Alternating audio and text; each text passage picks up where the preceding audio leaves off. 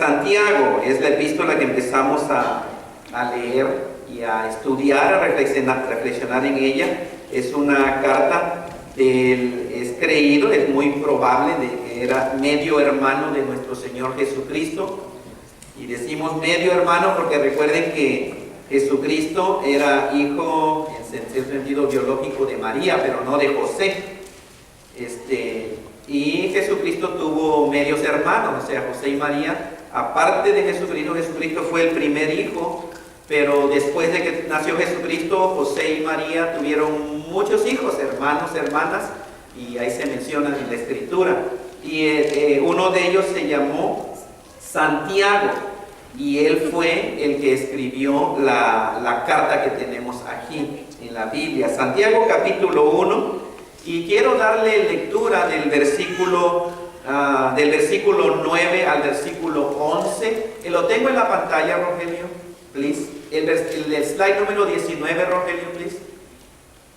Ok, a ver si está en la pantalla, lo tenemos ahí. El siguiente.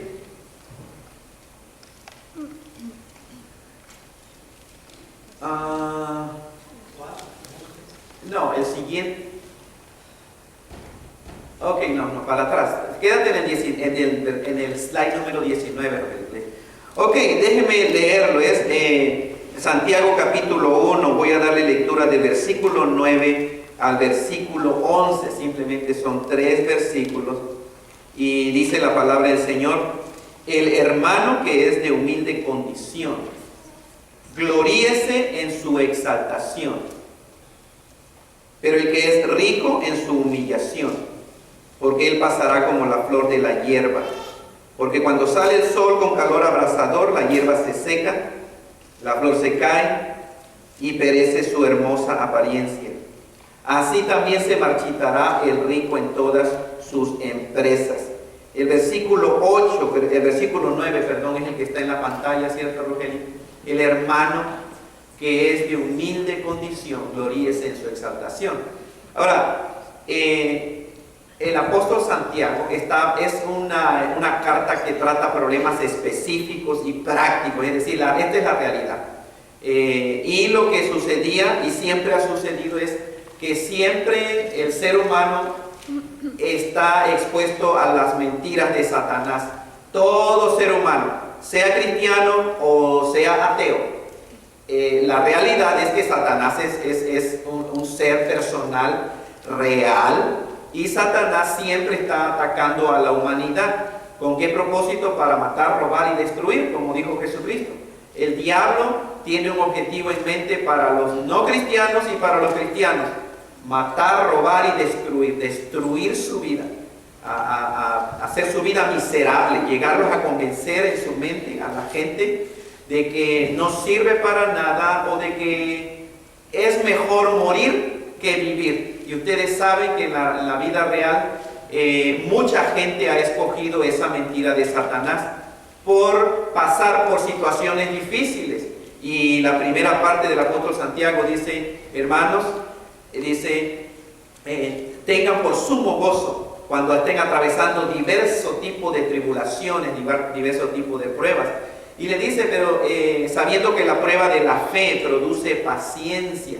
Después dice el apóstol Santiago: si alguno tiene falta de sabiduría. Y si seguimos el contexto, ¿sabiduría para qué? Bueno, para atravesar esas pruebas en que el ser humano muchas veces se encuentra. Necesitamos sabiduría, pero no sabiduría humana. La sabiduría humana es la que nace de tu cabeza, nada más. De tus opiniones, de tu educación que tú tuviste o de tu preparación académica o qué sé yo.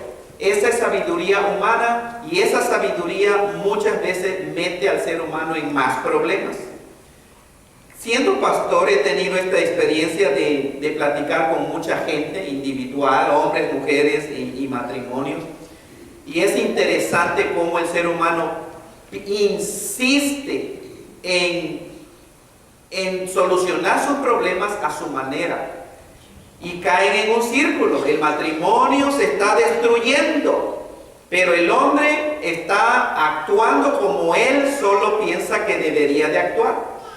Y la esposa no le parece nada la manera en que el esposo lo hace. Y viceversa, la mujer empieza a actuar, a enfrentarse a ese conflicto con su esposo o a esa situación matrimonial. Lo hace a su manera, según su opinión, según su sabiduría. Y el esposo no le parece nada bien. Y entonces la relación se está deteriorando y deteriorando y deteriorando. Y lo interesante es que pasan no días así, ni meses así. ¿Sabían que se pasan años?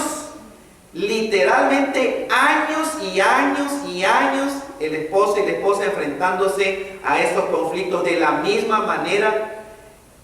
Y yo digo, si sigue uno actuando de la misma manera, ¿cómo espera resultados diferentes? No puede ser, si ya años no ha funcionado, entonces ¿por qué siguen haciéndolo de la misma manera? Bueno, necesitamos sabiduría, pero de Dios. Y por eso la Biblia, Dios dice, si alguno siente que tiene falta de sabiduría, pídala de Dios. Y Dios da a todo ser humano sabiduría, sin reproche. Y dice, pero pida con fe, no se ponga a dudar. No dude nada, dice, porque el hombre que duda, dice, es como una ola en el mar. Lo arrastran de aquí para allá. Entonces no puede uno pedir, oh Dios, te pido sabiduría para hacer esta decisión.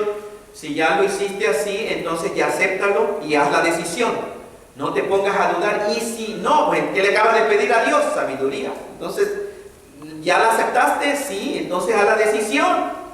No puedes decir, ¿y si me sale mal? No, tienes que aceptar de que tú oraste con fe, entonces es un hecho de que Dios ya te dio la sabiduría. Y haz la decisión, ¿cuál? La que sientas en tu corazón.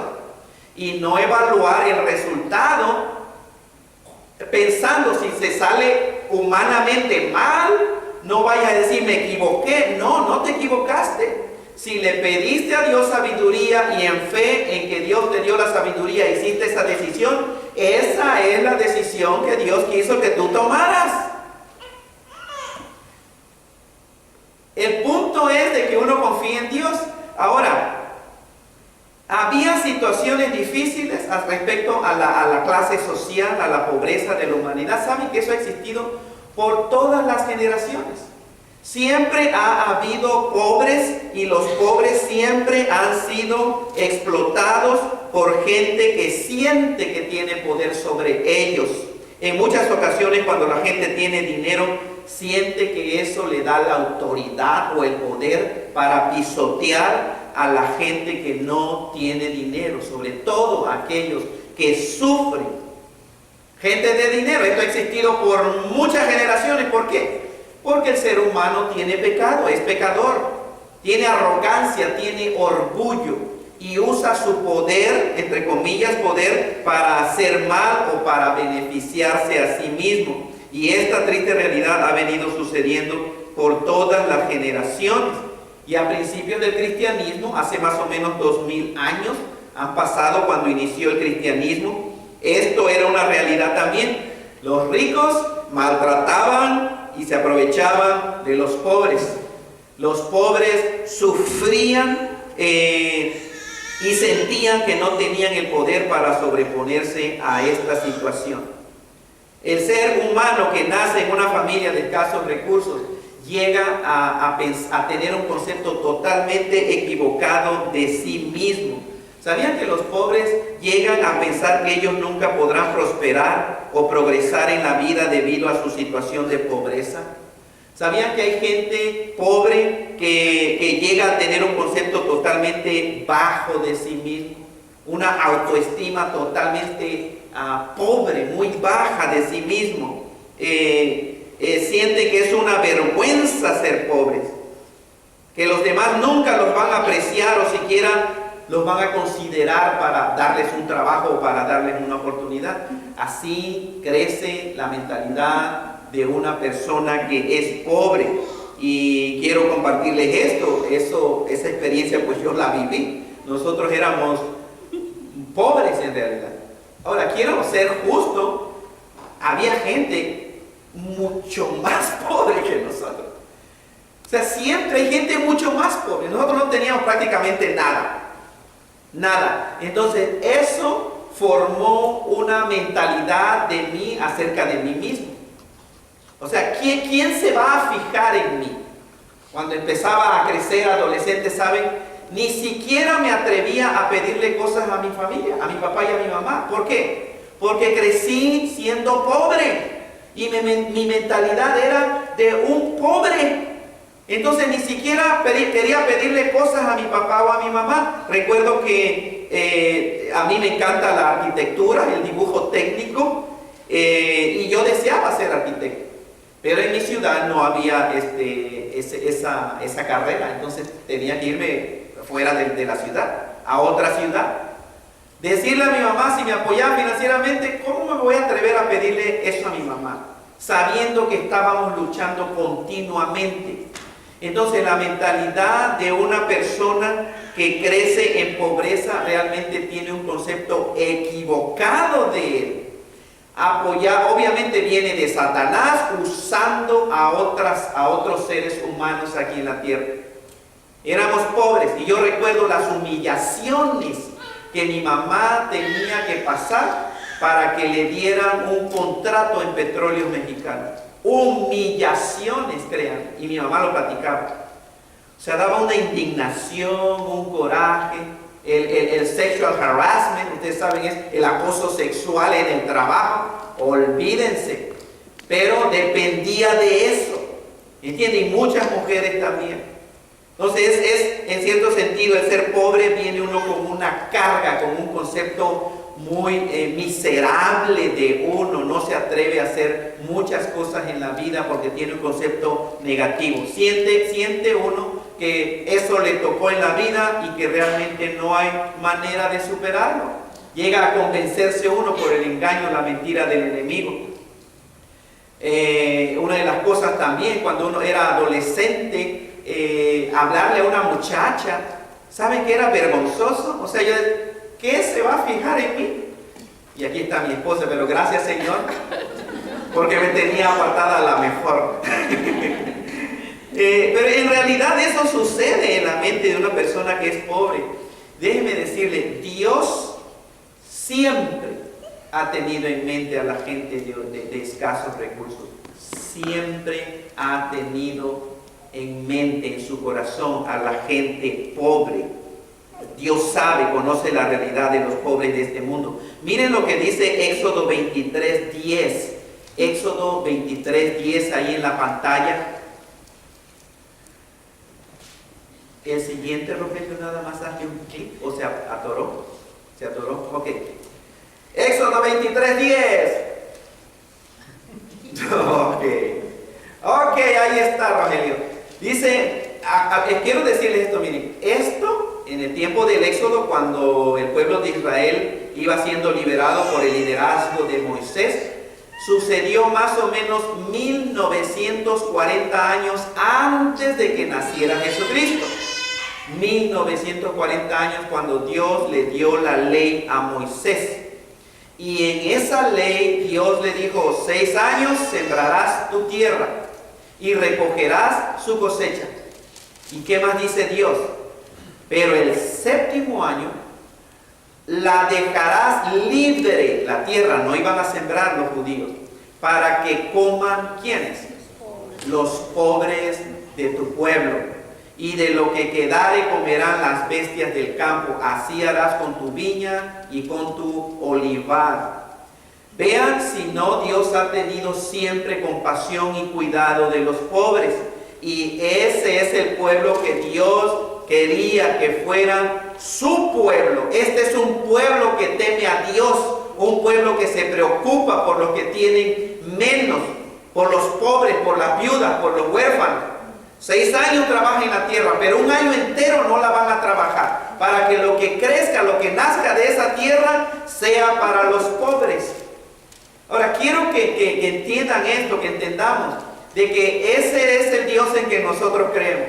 Y si es el corazón de ese mismo Dios del Antiguo Testamento, no ha cambiado respecto al cuidado de la gente que tiene menos recursos que otros en la tierra.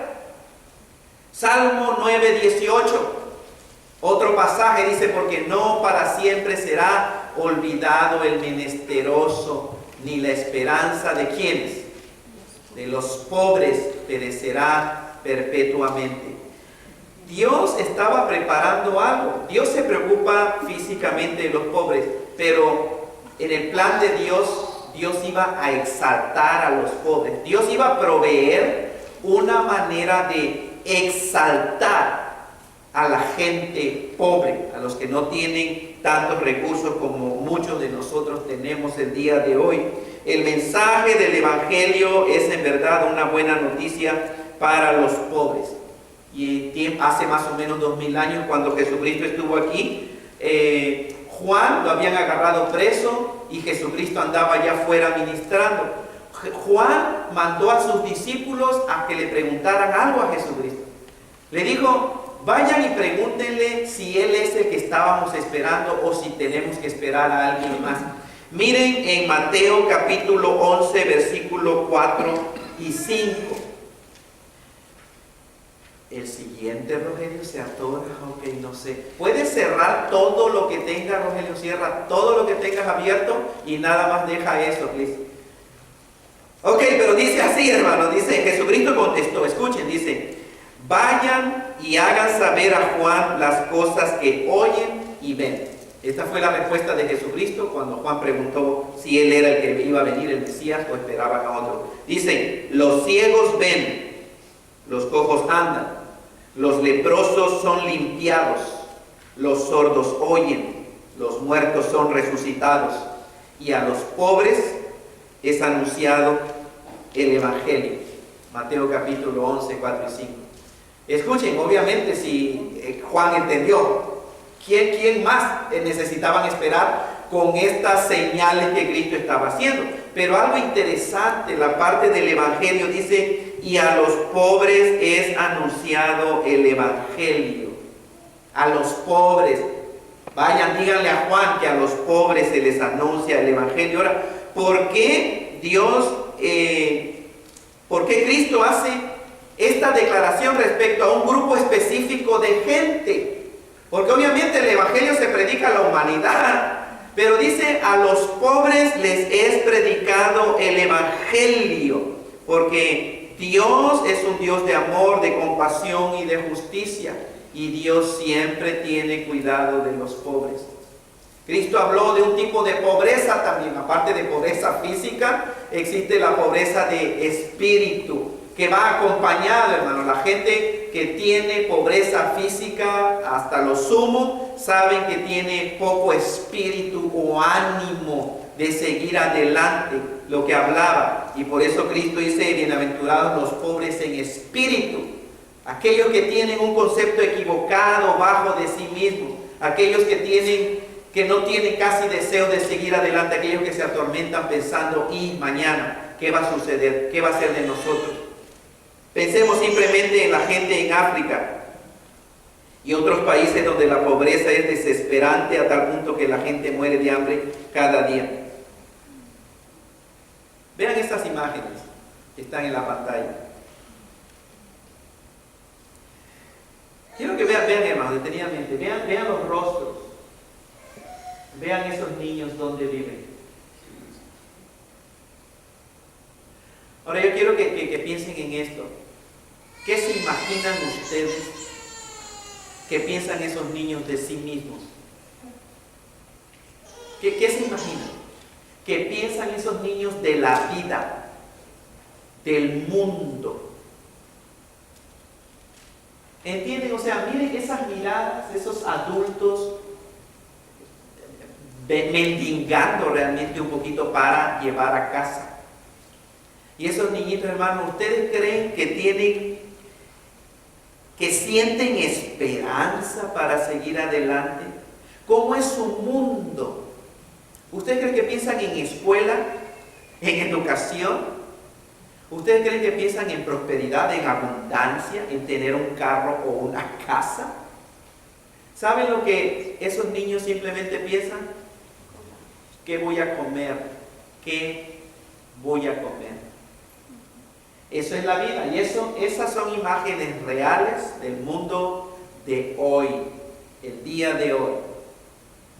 y contrastando con la muchísima o la abundancia que existe en este país que vivimos. O sea, eso es la pobreza real. Y Dios sabe exactamente lo que sienten y piensan los pobres acerca de sus vidas y de sus situaciones. Dios conoce el pensamiento de cada uno de esos niños, de esos hombres, de esas mujeres, lo que pasa, el dolor, el terror, el miedo, el desespero, los pocos deseos de vivir. Dios conoce exactamente, y por medio del Evangelio de Jesucristo, Jesucristo vino a hacer algo grandioso con todos los pobres de este mundo. Vino a exaltarlos. Y Santiago 1:9, el versículo que leímos, dice: el hermano que es de humilde condición, gloríese en su exaltación. El hermano pobre, el hermano que no tiene casi qué comer, dice: gloríese en la exaltación que ha recibido por medio de Jesucristo. Ya no más la identidad de pobre, o sea, por medio del Evangelio de Cristo Jesús, uno ya no tiene más por qué pensar de sí mismo en una identidad de pobreza. Porque cuando uno pone su fe en Cristo Jesús, saben que nuestra identidad cambia. Sin Cristo Jesús, esa gente tiene su identidad. Son nada, son la escoria, son basura, son pobres, son mediocres, son el estorbo de la sociedad, ¿entienden? Esa gente, si quiten a Cristo de su mente, o sea, no hay Cristo, esa gente tiene una identidad, piensan de sí mismos basados en la mentira de Satanás, pero a los ojos, ya de acuerdo a la palabra de Dios, ¿quiénes son esos seres humanos para Dios? Son sus hijos, son su creación, son sus seres humanos de este planeta. Dios tiene en mente a cada una de esas personas pobrecitas y que sufren en el mundo. Dios conoce a ese niño. Dios conoce a cada uno de los niños que sufren en el mundo, de las mujeres, de los hombres que sufren. Y Dios quiere que cambien su identidad. Y la única manera que cambia el ser humano su identidad, una identidad sólida que nunca cambia, es por medio de creer en el Evangelio de Jesucristo, que Cristo vino a predicar. El ser humano que se arrepiente de su incredulidad en Cristo Jesús y reconoce que Jesucristo es en verdad el Hijo del único Dios vivo y verdadero que existe en el universo. Ese ser humano que dice: Jesucristo, tú eres el Dios que se hizo un ser humano, el Salvador de la humanidad. Ven a mi corazón, te recibo, creo en ti, Señor. ¿Saben que Cristo cambia su identidad? Y ya no más va a ser una identidad basada en el mundo. Ahora va a ser una identidad basada ¿en qué? En la verdad de la palabra de Dios. Y ese ser humano, cuando cambia su identidad, saben que ahora dice y piensa de sí mismo como: soy un hijo de Dios, soy una hija de Dios. Ya no más soy un cualquiera, un mediocre, una escoria, soy un pobre, no más. Esa es la exaltación que uno recibe por medio de creer en el Evangelio de Cristo Jesús. Ahora quiero decir esto, vean, aún en este país, con toda la riqueza que cada uno de nosotros tiene, porque en realidad, si tú te comparas con ellos, no me vengas que eres más pobre que ellos. O sea, viendo la realidad, eso es pobreza. Entonces mira lo que tú y yo tenemos por la pura gracia de Dios. Yo no sé cuántos de ustedes están preocupados porque saliendo de aquí no saben qué cosa van a comer. Yo no sé, puede ser que haya alguien, hermano, pero difícilmente. Nosotros sabemos que tenemos, ¿cierto?, algo donde vamos a comer o lo que vamos a comer. Y no es para crear culpa, es gracias al Señor, es pura gracia y misericordia de Dios. Dios cambia la identidad de un ser humano y ahora dice, yo soy un hijo de Dios, soy una hija de Dios. Entonces, las identidades que da el mundo son temporales, son temporales. Y mucha gente aquí en Estados Unidos se queja y saben, a veces se enojan con Dios. Se quejan contra Dios porque no tienen las cosas que quieren tener. He dicho esto muchas veces y miren, esta es mi convicción. Si tú tienes un par de pantalones, eso es todo lo que necesitas para vivir. Para vestir pantalón, una camisa, zapatos, gracias a Dios, un par de zapatos, hermanas. Un par de zapatos, varones. Un par de zapatos. Un techo, ¿tienes un techo? Eres de los millonarios, eres de los ricos del mundo. Si tienes un lugar donde vivir, donde guarecer. Tienes que comer, pero es que como lo que comas, no te vas a quejar porque comes ¿qué? ¿Sí? Dale gracias a Dios que tú tienes esa tortilla dura para comer. Y les garantizo que nadie tiene tortilla dura para comer aquí. Dale gracias al Señor porque tienes que comer. Alguien ha dicho, y yo estoy de acuerdo, saben que esta nación, mucha gente, incluyendo a muchos cristianos o creyentes, están podridos, spoiled brats. Podridos, estamos podridos. ¿Tenemos abundancia? Definitivamente. Pero nos quejamos y creo que en parte precisamente porque esta es una nación tan próspera, hermanos, que hay mucho tiempo, mucha ociosidad. Cuando hay mucha ociosidad, es decir, la gente, el diablo llena de pura porquería la mente de la gente. Pornografía, drogas, y están piensen porque tienen oportunidad para eso. Cuando existe la pobreza, sabes que muchas veces no tienen oportunidad para darte esos lujos. Porque tienes que estar pensando a trabajar, porque tengo que comer. Y quieres lograr algo, a veces al menos que tus niños tengan que comer. Pero vean, por medio del Evangelio Dios cambia la identidad. El hermano que es pobre, gloríese en su exaltación. Por medio del Evangelio de Cristo Jesús, Dios cambia tu identidad. Eres un hijo de Dios, eres una hija de Dios. Dios te ama, Dios piensa en ti, Dios te tiene en su mente. Y porque eres importante para Dios, en fe, tú puedes actuar sabiendo que Dios se preocupa por ti, que Dios te ama.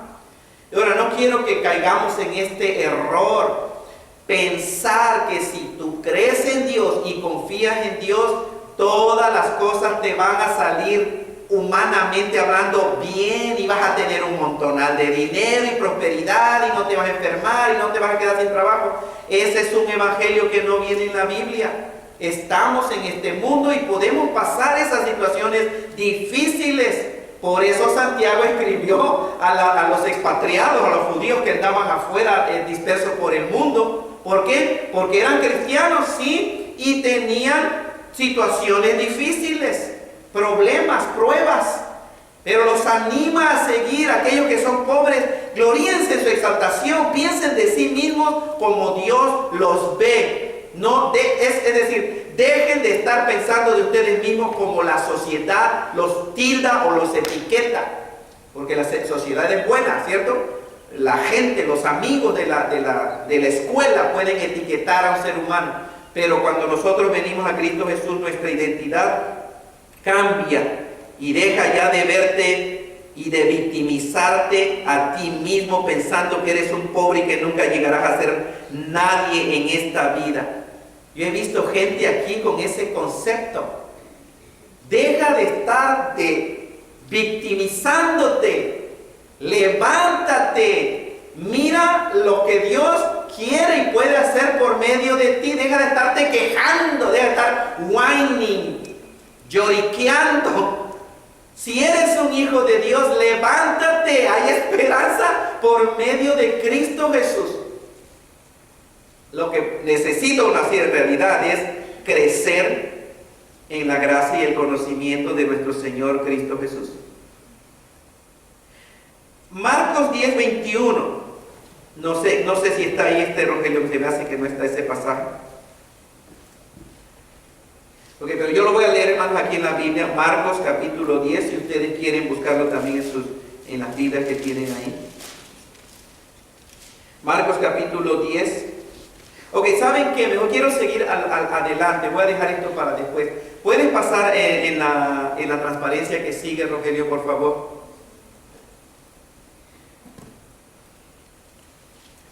Ahora vean,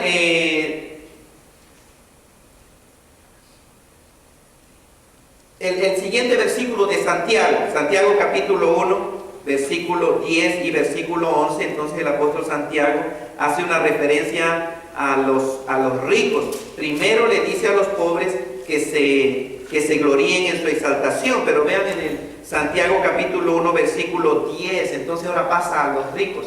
Dice, pero el que es rico, gloríese en su humillación.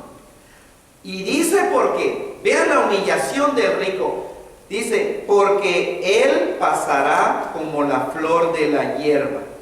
Y da un ejemplo de lo que sucede con la flor de la hierba. Dice, porque cuando sale el sol con calor abrasador, la hierba, ¿qué sucede con la hierba? Se seca. ¿Y qué sucede con la flor de esa hierba? Se cae. ¿Y qué cosa perece junto cuando se cae la flor? La hermosura. Qué cuadro, ¿no? Qué cuadro tan tremendo de la realidad de la vida. Y aún de la belleza, podemos decir, de un ser humano. ¿Cuántos de aquí hay guapos?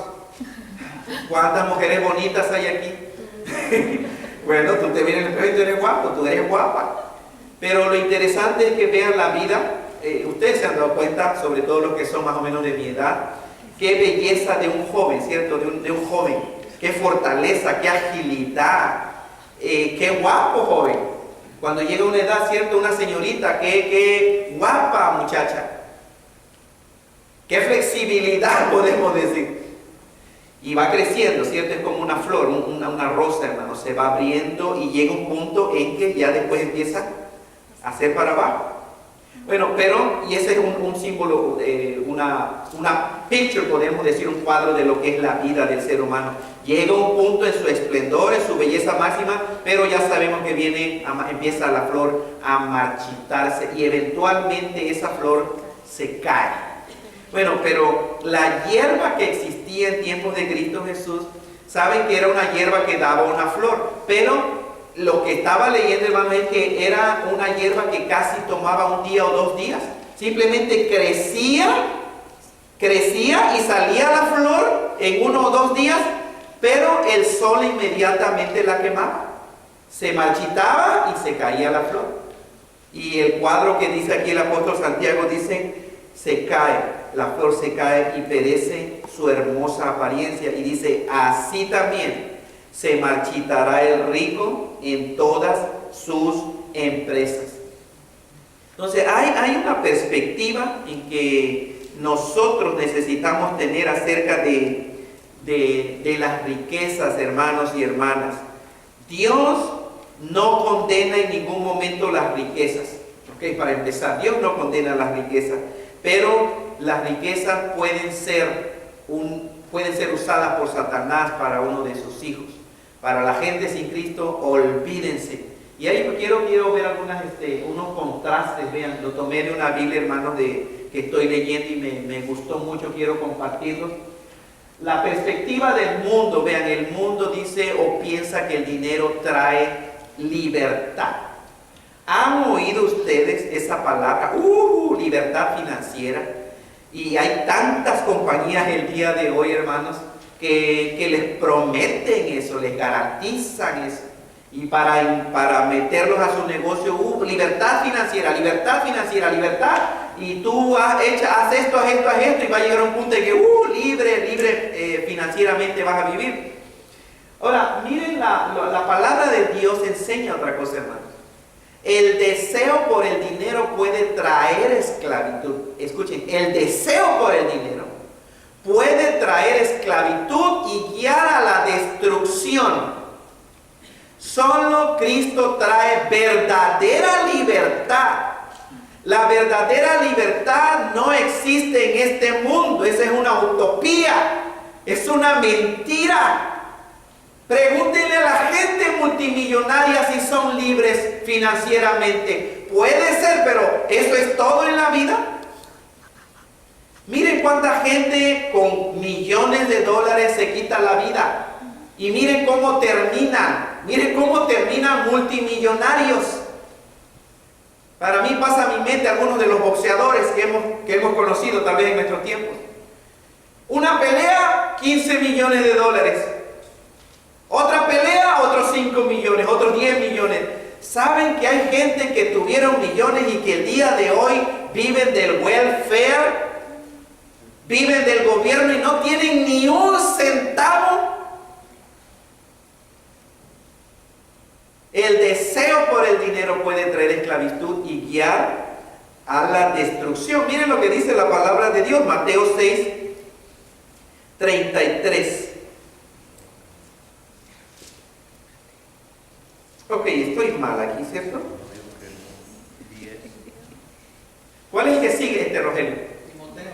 Ok, pásale, pon eso, please. El siguiente slide. Ya se atoró otra vez. Nada más dale clic. ¿Se atoró otra vez, Rogelio? Ok, no sé. Ok, ahí está, hermano. Timoteo. Primera de Timoteo 6, 7 al 10.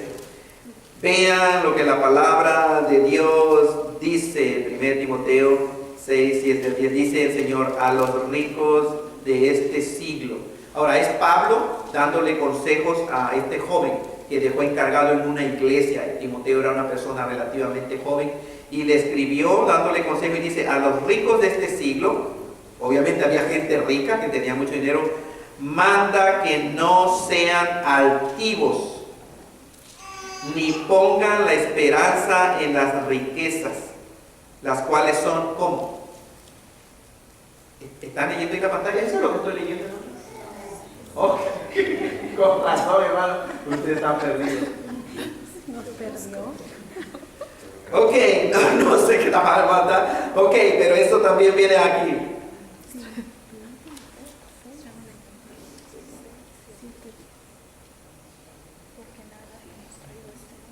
Ok, pues vamos a leerlo. ¿Ese es el que sigue, Rogelio? ¿Ese es ¿Estás siguiendo el orden, Rogelio? Ok, dice, hermano, porque nada hemos traído a este mundo y sin duda nada podremos sacar. Así que teniendo, ¿qué cosa dice? Sustento. Así que teniendo sustento y abrigo, estemos como contentamiento. El contentamiento solamente viene de que el ser humano, el individuo, establece una relación personal con el Dios vivo y verdadero. El ser humano, escuchen, esto fue real. A una de los Rockefeller, unos multimillonarios, le preguntaban si ya había alcanzado la realización o quería seguir más dinero, buscando más dinero. ¿Saben lo que dijo? Después de ser millonario, 1 millón más. 1 millón más era lo que quería lograr. ¿Cuál contentamiento? Pero Dios dice, así que teniendo sustento y abrigo, dos cosas básicas, vean. Todo lo demás es lujo. Sustento y abrigo. Comida, pan y agua, eso es sustento. Y abrigo, un techito donde vivir. Dice, estemos contentos con esto. Solamente viene con una relación con Dios. Porque hay gente que está descontenta. ¿Han visto gente amargada y descontenta? ¿Conocen algunos? No apunten a nadie ni joden a nadie. ¿Okay? Pero hay gente en la vida. Tiene lo básico, tiene comida y tiene un techo. Y todo el tiempo se anda quejando. Sus comentarios son puro negativo. Que esto, que si llueve, que si hay frío, que si hay calor, que si hay esto, que si no hay aquello. Puro quejarse y quejarse y quejarse. Pero la Biblia dice, estemos contentos con lo que tenemos. ¿Significa de que no busques prosperar? ¿Significa, usted cree que Dios dice, quédate así? No, hermano, no. Que haya contentamiento. Busca, está bien, búscale, puedes prosperar. Pero así como vas, con eso que tienes, estate contento, esté contento. Si tienes un poquito más, está contento. Y que si se te acaba, pues estate contento. Dice, porque los que quieren enriquecerse caen en tentación y lazo, es decir, esclavitud. Los que quieren, el deseo de las riquezas. Dice, y en muchas codicias necias y dañosas. Escuche, ¿quién está hablando? Es Dios, la Biblia es palabra de Dios. Esto no lo escribió Roberto, el pastor Roberto, ni los evangélicos. Esto es palabra de Dios y Dios sabe lo que sucede en el ser humano cuando tiene una avaricia y deseo excesivo de riquezas en este mundo. Los que quieren enriquecerse caen en tentación. ¿Por qué? Porque son tentados a hacer cosas deshonestas, a mentir, a robar, a marcar aquí para tener más sabiendo que no es verdad. Y yo recuerdo a un matrimonio hace muchos años. Yo estuve metido en ese negocio, de hecho, pero la esposa hablaba conmigo y una de las cosas, este hombre era líder de tenía su grupo de gente, le llamaban downline. Tenía su upline y su downline, la línea de abajo. Tenía muchísima gente, créanme. Él daba conferencias, invitaba gente que viniera para animarlos a que la gente se envolviera y prometía libertad financiera. Y los dibujitos ahí, mira una conferencia en California, en Florida, y gente ponían ahí en yates, libertad financiera. Ok, el caso es de que decía cosas para la gente, era en español, y decía muchas mentiras, con el único propósito de que la gente lo aceptara y otro más de su downline, y él hacía más dinerito. Su esposa me dijo, pastor, yo no soporto esto, yo no soporto. Mi esposo dice muchas mentiras, nada más para que la gente se anote. Eso está en la Biblia. En un corazón sin Dios, en un corazón que no encuentra satisfacción y contentamiento y desea riqueza, ¿saben qué es tentación? Tentación, uno miente porque quiere tener más. Y dice que hunden a los hombres en destrucción y perdición, porque raíz de algunos males es el amor al dinero. Amén. Ok, están leyendo. Porque raíz de todos los males es el amor al dinero, el cual, codiciando algunos, se extraviaron de la fe y fueron traspasados de muchos dolores. Palabra de Dios, la raíz de todos los males es el amor al dinero. Piensen por qué existe venta ilícita de drogas. ¿Cuál es el único objetivo? Dinero. ¿Por qué existe la pornografía? ¿Cuál es el objetivo? Dinero. Tantas cosas. El robo, cuando la gente roba, que es prosperidad, ¿cierto? Obtener lo que no le pertenece o robar. ¿Saben los presidentes mexicanos? Piensen en México nada más. Esos roban profesionalmente, roban a lo grande, roban millones de dólares porque fueron tentados. Políticos, doctores, pastores, sacerdotes, abogados, you name it, todo, monjes, todo es una tentación. La gente que no se conforma con lo que Dios le da, no ha encontrado satisfacción en Cristo Jesús. Raíz de todos los males es el amor al dinero. Todo lo que existe generalmente, todos los crímenes, la violencia, la maldad es dinero, dinero, dinero. Las deshonestidades, dinero, dinero. Quiere uno obtener más y más y más dinero. Pero un cristiano nunca puede caer en eso. ¿Qué dice la Biblia? Dice al cual el dinero, codiciando, dice algunos se extraviaron de la fe. Empezaron bien, empezaron en una relación con Dios, pero el dinero, el amor al dinero los desvió. Se obsesionaron, quisieron tener más y más y más y se extraviaron de la fe y experimentaron muchos dolores. Consecuencia de esa avaricia. Pueden pasar el siguiente slide, Rogelio, a ver si está igual que el que yo tengo aquí. La perspectiva del mundo. El dinero trae, ¿qué dice el mundo? Seguridad. Otra perspectiva obviamente equivocada. Piensan que el dinero trae seguridad. La perspectiva del mundo. La palabra de Dios, las riquezas del mundo son muy inseguras o inciertas. Piensen en el tiempo de la Gran Depresión, los años 1940 y tantos, después terminó la Segunda Guerra Mundial. ¿Sabían ustedes que en este país hubo una gran depresión financiera? Y que gente que tenía millones de dólares, de la noche a la mañana, que se cayó la bolsa de valores, el stock market, se quedaron literalmente sin ningún centavo en su vida? ¿Y sabían ustedes que mucha gente se mató? Muchos de esos multimillonarios, cuando vieron que no tenían ni un centavo, se quitaron la vida. ¿Sabían que al tiempo de esta depresión financiera que estamos atravesando, sabían ustedes que hombres de grandes organizaciones que manejaban millones de dólares también se ahorcaron? Pero no se mataron, se quitaron la vida. ¿Qué seguridad hay? Y yo les he dicho que no levante la mano, ¿ok? Al que tenga cuenta en el banco, que tiene tu cuenta en el banco, no levante la mano. Pero escucha, tú pones $10,000 en el banco. ¿Tú piensas que tu dinero está en el banco de la esquina fulana donde lo depositaste? No.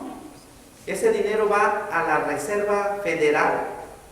Si tú tienes $50,000, en la computadora de ese lugar está ese número tuyo.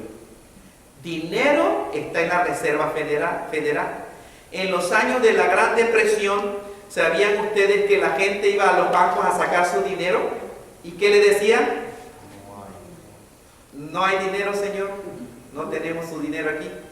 Pero ¿cómo de que no vea? Yo tengo aquí depositado en una cuenta de ahorros $15,000. Que no, señor, lo sentimos. No hay dinero aquí.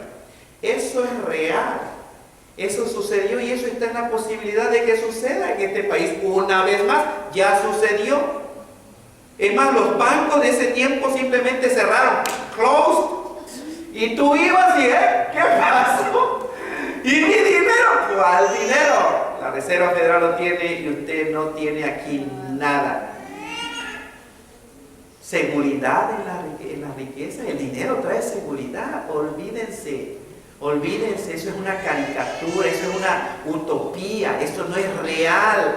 Nada es seguro en este mundo. Bueno, una cosa, la muerte. La muerte es lo único que puedes decir es seguro que me va a suceder. Pero nada en realidad es seguro. Mucho menos el dinero puede traer seguridad. Todas las riquezas, pasarán rápidamente. La seguridad verdadera, una vez más, se encuentra en conocer y confiar en Dios. Eso es verdadera seguridad. No existe lugar más seguro de un ser humano que estar en la voluntad de Dios. Que saber que eres un hijo de Dios y que Dios te ama perfecta e incondicionalmente y que nada jamás te apartará de su amor. Nada, eso es seguridad.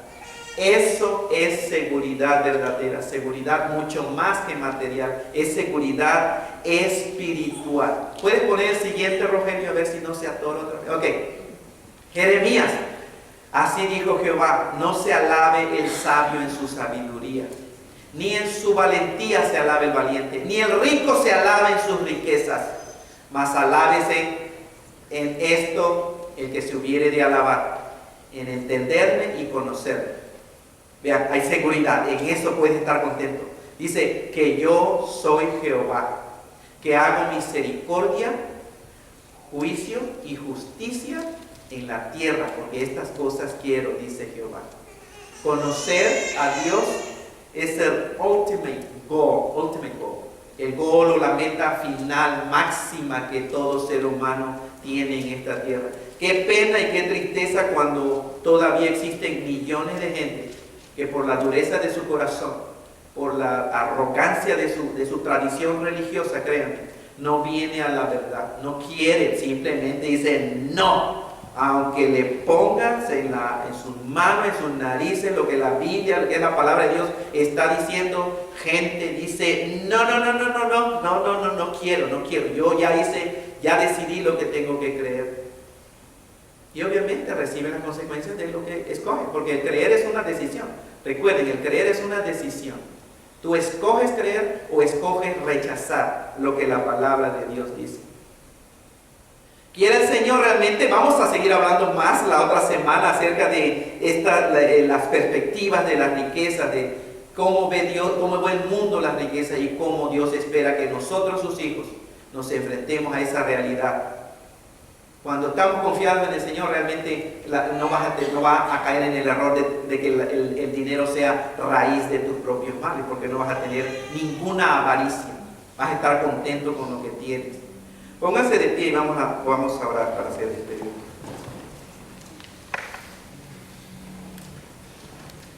Gracias te damos, Padre, porque si pensamos en la realidad de la pobreza en el mundo, Señor, hasta vergüenza nos da, Señor, de estarnos quejando.